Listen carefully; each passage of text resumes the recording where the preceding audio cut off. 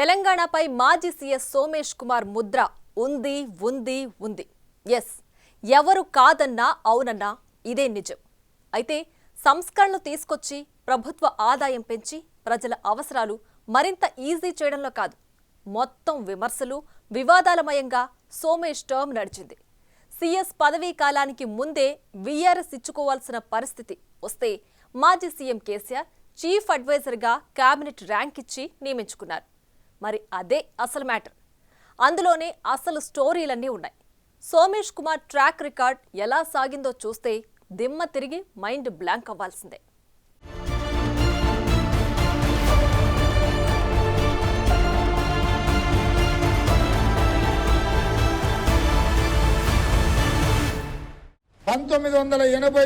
నుంచి 2020 వరకు ఒకవేళ లెక్కేస్తే 31 సంవత్సరాల సర్వీసులో 7.5 సంవత్సరాలు సోమేష్ కుమార్ గారు ప్రభుత్వ శాఖలలో పని చేయలేదు.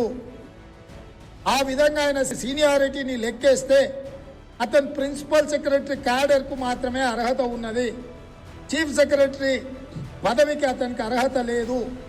అర్హత లేని అధికారిని అక్కడ నియమించడం వల్ల కేసీఆర్ గారు అప్పనంగా తనకి సహాయం అందించిండు అనే ఒక కృతజ్ఞత భావంతో కేసీఆర్ కోరుకునే సంతకాలు పెడుతున్నాడు సోమేష్ కుమార్ గారు. ఈ రాష్ట్రంలో దోపిడీలు జరగడానికి, భూములు కొల్లగొట్టడానికి, జిఎస్టీలో కానీ, రేరాలో రియల్ ఎస్టేట్ అనుమతుల విషయంలో కానీ, లేకపోతే ఇతర శాఖల నిర్వహణలో కేసీఆర్ కావాల్సిన వాళ్లకు అనుకూలమైన నిర్ణయాలు తీసుకోవడానికి సోమేష్ కుమార్ గారిని వినియోగిస్తున్నాడు. సోమేష్ కుమార్ గారు అధికార దుర్వినియోగానికి పాల్పడుతున్నాడు. తెలంగాణ మాజీ చీఫ్ సెక్రటరీ సోమేష్ కుమార్ లీలలన్నీ ఒక్కటొక్కటిగా బయటకొస్తున్నాయి. ప్రస్తుతం input tax, credit subsidy scam అన్నిట్లో కంటే పెద్దదిగా కనిపిస్తుంది. ఎందుకంటే 1000 కోట్లకు పైగా ప్రభుత్వ ఖజానాకు కన్నం పెట్టారన్న పాయింట్ చుట్టూ దర్యాప్తు సాగుతోంది. ఇది నడుస్తున్న స్కామ్. మరి అంతకుముందు సోమేష్ చేసిందేంటి? 1989 బ్యాచ్ ఐఏఎస్ అధికారి అయిన సోమేష్ ఏపీ క్యాడర్ అయిన తెలంగాణలోనే పనిచేశారు. జీహెచ్ఎంసీ తొలి చీఫ్ కమిషనర్గా పనిచేశారు సోమేష్ కుమార్. 2015లో జీహెచ్ఎంసీ పరిధిలో 7 లక్షల ఓట్లు గల్లంతైన సమయంలో ఈసీతో బదిలీ వేటుకు గురయ్యారు. అక్కడి నుంచి మొదలు అందరి దృష్టిలో పడ్డారు. సీన్ కట్ చేస్తే 2018లో కేసీఆర్ రెండోసారి అధికారంలోకి వచ్చిన తర్వాత సోమేష్ ఓ వెలుగు వెలిగారు. తన లీలలన్నీ ఒక్కటొక్కటిగా చూపారు. కేసీఆర్ చెప్పినట్లు నడుచుకున్నారన్న విమర్శలున్నాయి.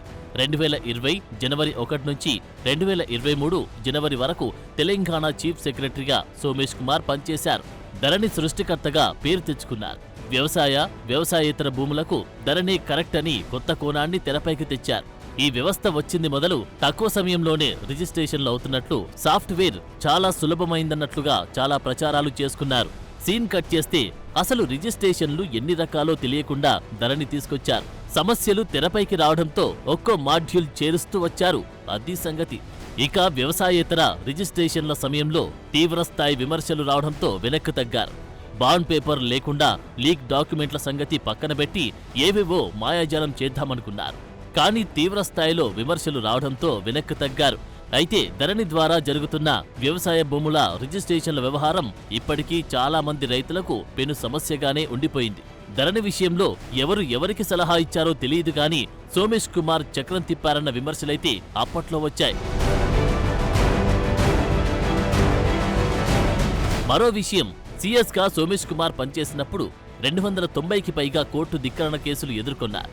న్యాయం కోసం భూ నిర్వాసితులు, ఇతర కేసుల్లో బాధితులకు అనుకూలంగా ఇచ్చిన తీర్పులను అమలు చేయకుండా పదే కోర్టు ధిక్కరణకు పాల్పడిన సందర్భాలు ఉన్నాయి. సీఎస్గా పనిచేసిన సోమేష్ కుమార్పై 290 కోర్టు ధిక్కరణ కేసులు హైకోర్టులో నమోదవడం ఆయన ట్రాక్ రికార్డుకు నిదర్శనం. ఇందులో జీహెచ్ఎంసీ కమిషనర్గా పనిచేసిన కాలంలో నమోదైనవి దాదాపు 100 వరకు ఉండగా మిగతావన్నీ సీఎస్గా chief commissioner of land administration CCLAగా పనిచేస్తున్న టైంలో ఫైల్ చేసినవే. రాష్ట్రంలో అత్యధికంగా కోర్టు ధిక్కరణ కేసులు ఎదుర్కొన్న అధికారిగా కూడా సోమేష్ రికార్డు సృష్టించారంటే పనితనం ఏంటో అర్థం చేసుకోవచ్చు. ఇంత చేసి సోమేష్ పై నమోదైన కేసుల్లో హైకోర్టులో వాదించడానికి పెనాల్టీలు కట్టేందుకు సీసీఎల్ఏకు గతంలో ఎన్నడూ లేని విధంగా నాటి కేసీఆర్ ప్రభుత్వం 58.95 కోట్ల రూపాయలను విడుదల చేస్తూ జీవో సైతం జారీ చేసింది. ఓవైపు కోర్టు ఇచ్చిన తీర్పులు అమలు చేయకుండా ధిక్కరణకు పాల్పడ్డ అధికారికి అదే కోర్టుల్లో పోరాడడానికి ప్రజల ధనాన్నే ఇస్తారా అని అప్పట్లో హైకోర్టులో పిల్ వేసి అవన్నీ రాబట్టారు. సోమేష్ కోర్టు ధిక్కరణలపై వాదనలకు ప్రభుత్వ సొమ్ము ఎందుకని అప్పట్లోనే పెద్ద ఎత్తున విమర్శలు వచ్చాయి. ఇంత జరిగితే సోమేష్ కుమార్ చెప్పిన మాటేంటో తెలుసా? ఆ కోర్టు ధిక్కరణ కేసులన్నీ తనకు వ్యక్తిగతంగా వ్యతిరేకం కాదు అని, సీఎస్గా ఎవరుంటే వారిదే అని, అంతిమంగా ప్రభుత్వానిదే బాధ్యత అన్నారు.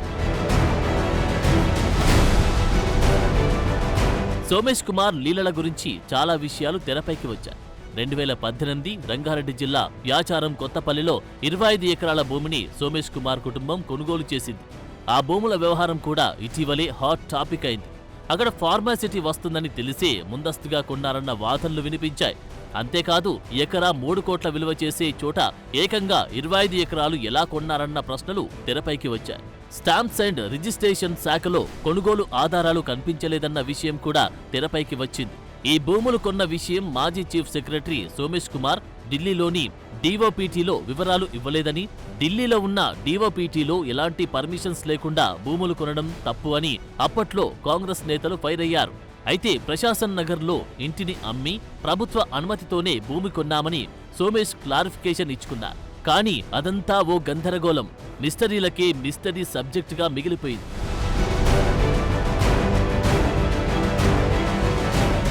అంతేకాదు సోమేష్ కుమార్ రెరా చైర్మన్ గాను కొనసాగారు.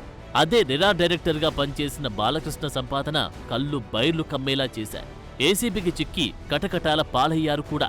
శివబాలకృష్ణ అయితే 100 కోట్ల ఆస్తిని కూడబెట్టారు. వీరిద్దరిది ఒకే సందర్భంలో రెరాలోనూ కొనసాగడం పట్ల అనుమానాలు వ్యక్తమయ్యాయి.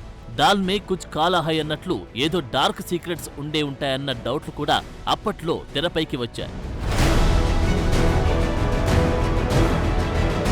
ఏపీ విభజన సమయంలో ఆంధ్రప్రదేశ్ క్యాడర్కు కేటాయించిన క్యాట్ ఉత్తర్వులతో తెలంగాణలోనే సోమేష్ కొనసాగారు. క్యాట్ ఉత్తర్వులను తెలంగాణ హైకోర్టులో డీఓపీటీ సవాల్ చేసింది. ఈ వ్యవహారంపై విచారణ తర్వాత తెలంగాణ హైకోర్టు ఆయన్ను తక్షణం ఏపీలో రిపోర్ట్ చేయాలని గత ఏడాది జనవరిలో ఆదేశించింది. హైకోర్టు ఉత్తర్వులను సవాలు చేసే అవకాశం కూడా లేకపోవడంతో సోమేష్ కుమార్ ఏపీ జీఏడీలో రిపోర్ట్ చేశారు. తెలంగాణ నుంచి రిలీవ్ అయిన సోమేష్ కు ఏపీ ప్రభుత్వం ఎలాంటి పోస్టింగ్ ఇవ్వలేదు. దీంతో స్వచ్ఛంద పదవి విరమణకు దరఖాస్తు చేసుకుని గుడ్ బై కొట్టేశారు. సో కేసీఆర్ కు అత్యంత నమ్మకస్తుడిగా మారిన సోమేష్ కు ఎలాంటి పదవి లేకుండా పోయింది. కానీ గులాబీ బాస్ మాత్రం ఏకంగా 3 ఏళ్ల పదవీ కాలానికి చీఫ్ అడ్వైజర్ గా నియమించుకున్నారు.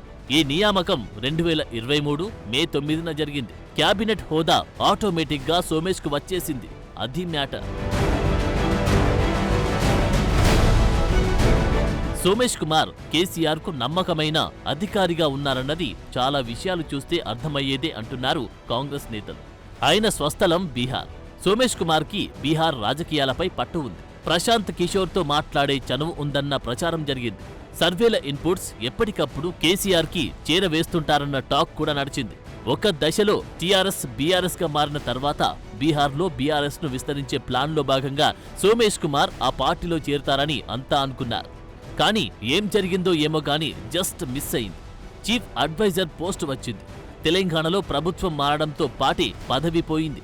ఇది తెలంగాణ మాజీ CM Somesh Kumar service track రికార్డులో కొన్ని ఉదాహరణలు. ఇప్పుడు జీఎస్టీ ట్యాక్స్ ఇన్పుట్ స్కామ్లో లెక్కలు ఎలా తేల్తాయో, అందులో సోమేష్ కుమార్ హస్తం ఎలా ఉందో సిఐడి ఎంక్వైరీలో అంతా బయటకు రానుంది. అలా జరిగితే కథ మరోలా ఉండబోతుంది.